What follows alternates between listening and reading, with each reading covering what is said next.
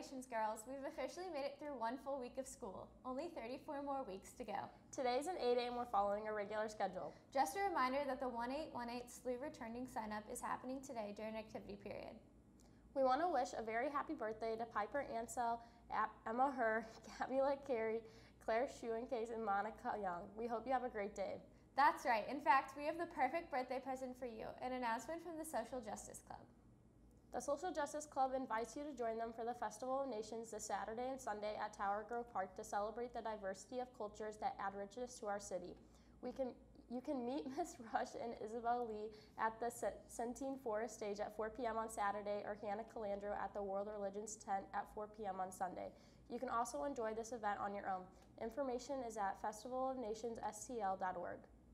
Wow, that sounds so fun. I'll definitely try to go visit. If only it could be the weekend. I have so much planned. Now hold on, Molly. The show isn't over. We've got a special video that talks all about our wonderful admissions director and her a day in her life. Let's check it out. So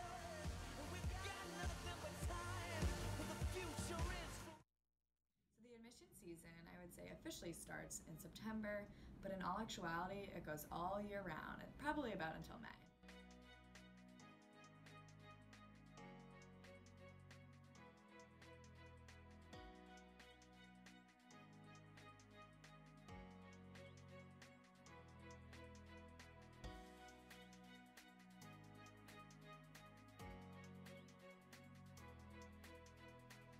So typically I get to Koryezu about 8 o'clock.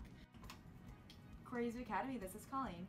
And about for the first half hour, I will put out little admissions flyers. So maybe that's some parents that just want some quick responses, or maybe it's from my advancement team that need a quick answer as well. Now during shadow season though, you will usually find me in the student commons from about 8 o'clock until activity period, because I'm welcoming shadowers, I'm talking with parents, I'm working with the ambassadors as well that are giving tours for our shadow guides.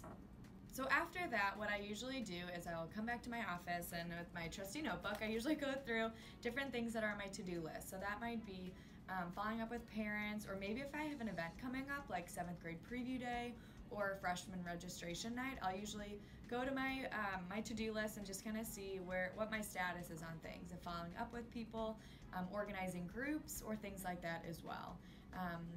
And then something else that I do is I really try to work with our incoming freshmen to make sure that their onboarding process is as smooth as possible. So I might be talking with them about financial aid, or I might even be talking to them about coordinating carpools if they perhaps live a little bit farther, or if their daughter is the oldest and they don't know anyone that comes to Koryezu, or that is already at Koryezu. So that's just a little description of what my day-to-day looks like week to week, but really it does vary. So sometimes I have to take a step back and think, not just what events I have coming up, but where do I see the admissions of Koryezu Academy going? So instead of getting caught up in the day-to-day, really looking strategically of where I hope to see Koryezu grow in the admissions world, and just that awareness around the community of who we are as Koryezu and who I hope that our students become.